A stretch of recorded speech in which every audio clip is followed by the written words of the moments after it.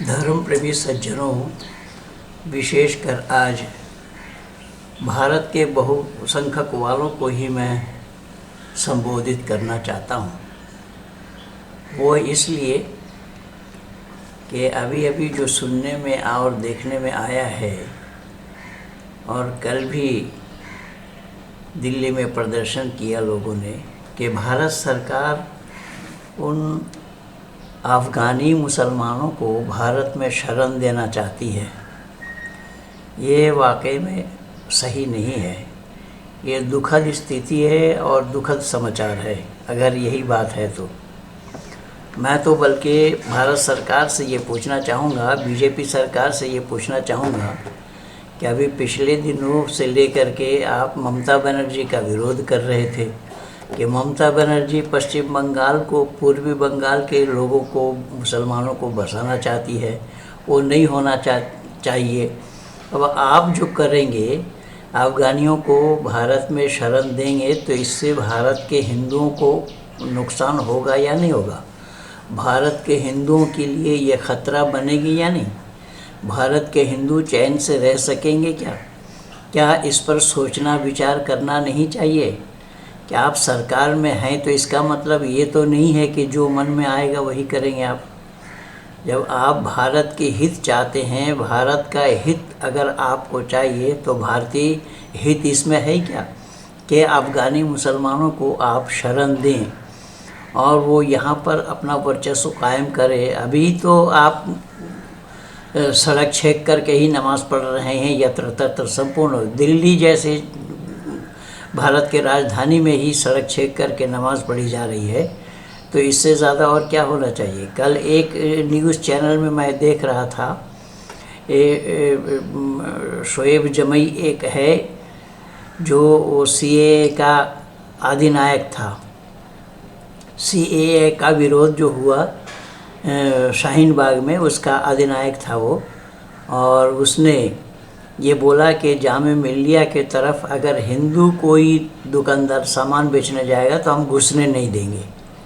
अब दूरदर्शन में बैठ करके जब ये बात बोलने की उनकी हिम्मत हुई है, ये शोएब जमई ने तो ये कहने के लिए कह दिया कि इस मुस्लिम मोहल्ला में यानी जामे मिल्लिया साइड में अगर कोई हिंदू दुकानदार जाए तो हम उनको घुसने नहीं देंगे। लेकिन पैनल में जितने लोग बैठे हुए थे और वो पैनलिस्ट जितने थे, साथ साथ जो एंकर थे, उनमें से किसी ने उसे ये नहीं कह पाया कि भाई तुम अपने मुसलमान मोहल्ला में हिंदू को जाने नहीं दोगे, दुकानदारों को। और हिंदू अगर ये कहे कि हम भारत में तुम्हें आने नहीं देंगे, भारत में तुम्हें रहने नहीं देंगे, तो क्या होगा? तो क्या जवाब मिलता उससे? वो मिलना चाहिए था, लेकिन किसी ने भी उसे जवाब नहीं दिया। न एंकर ने दिया और न पैनल में बैठे हुए लोगों ने दिया। तो ये है स्थिति। अब इस स्थिति में भारत सरकार अगर अफ़गानी मुसलमानों को बसाती है, इसी भारत में बसा देते हैं, तो फिर वो घी में अग्नि डालने का काम होगा। ये नहीं होना चाहिए। तो भारत सरकार तो ऐसे लोगों की और हिम्मत अफजाई करेंगे। क्या भारत सरकार को पता नहीं है या भारत सरकार नहीं जानती है कि इसमें क्या होना है? और बहुत से लोग तो ऐसे भी हैं, इसी भारत में रह कर के ही भारत में रहना मुनासिब नहीं समझा। चाहे वो आपके उपराष्ट्रपति रहे हामिद अंसारी क्यों ना हो, उन्होंने भी बोला कि भारत में रहना मुनासिब नहीं है। भारत में रहना अब मुसलमानों के लिए ख़तरा से खाली नहीं है। आमिर खान ने बोला, और एक फिल्म स्टार, उसका नाम मैं भूल रहा हूँ, वो भी बोला, मुनव्वर राना ने भी बोला। तो ऐसे लोगों को जब भारत में ही रहना मुश्किल हो रहा था, जो ये मुसलमान हैं, और भारत के एक उपराष्ट्रपति रहे, उपराष्ट्रपति पद में रहे, ऐसे लोग अगर इस भारत को खतरा माने, खतरा समझे, तो फिर अफ़गानियों मुसलमानों को भारत में बसाना ये क्या होगा? और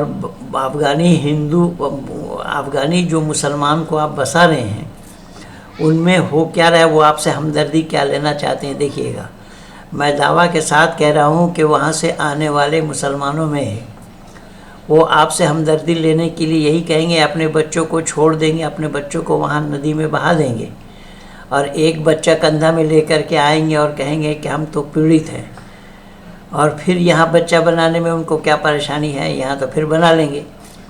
तो इसी तरीके से आपसे हमदर्दी लेना चाह रहे हैं, मैं दावा के साथ कह रहा हूँ, और ये होना है। तो भारत के हिंदुओं को थोड़ा सावधानी बरतना पड़ेगा। इसीलिए मोदी सरकार से भारत के हिंदुओं का अब विश्वास उठता जा रहा है कि मोदी सरकार भारत के हिंदुओं के लिए काम सही नहीं कर रहे हैं, और हिंदुओं के साथ ये बहुत बड़ा धोखा हो रहा है कि अगर अफ़गानी मुसलमानों को अगर भारत में बसाते हैं तो ये बहुत बड़ा धोखा हिंदुओं के साथ हो रहा है। और भारत के कौन कौन लोग विरोध किया, भारत में रहना ही उनका मुनासिब नहीं है, ऐसे लोगों का चित्र भी मैं आप लोगों को दिखा रहा हूँ।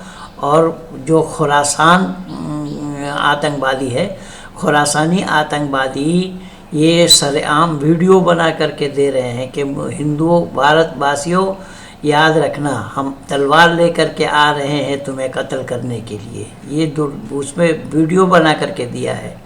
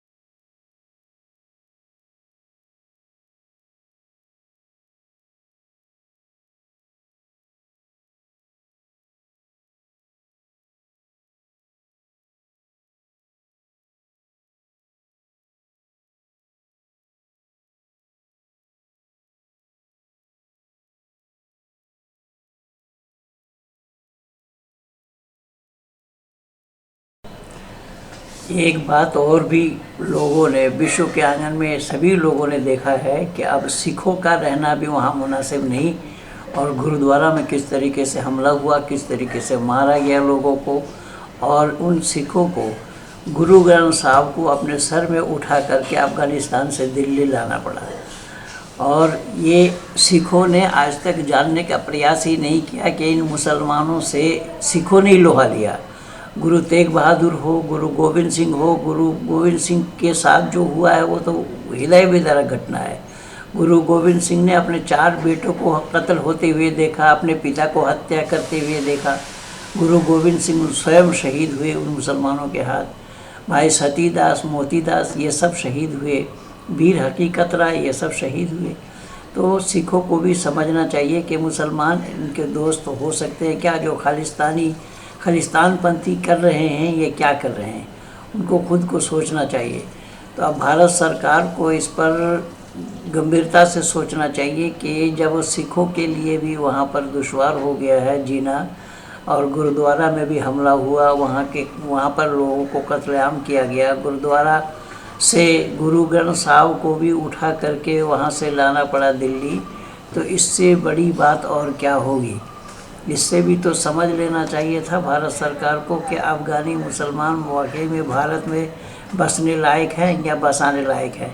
इस पर भी तो सोचना चाहिए था भारत सरकार को। हम बाबरी मस्जिद का बदला लेने आएंगे, हम गुजरात के, कश्मीर के और मुजफ्फरनगर के मजलूमों का बदला लेने आएंगे। हम आएंगे, जरूर आएंगे, लेकिन तलवार लेकर आएंगे, तुम सबको ज़बाह करने आएंगे। एक तरफ जहां इस्लामिक स्टेट सीधे सीधे हिंदुओं को खत्म करने की धमकी दे रहा है, वहीं भारत सरकार इसे एक गंभीर खतरा मानने से भी इनकार कर रही है। चाहिए।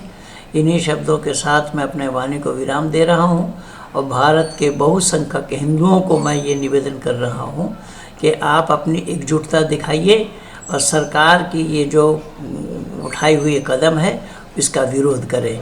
महेंद्र पाल आर्य, ये आवाज़ अच्छी लगे तो शेयर कीजिए, सब्सक्राइब कीजिए, लाइक कीजिए और आइकन बेल दबाना ना भूलना। धन्यवाद।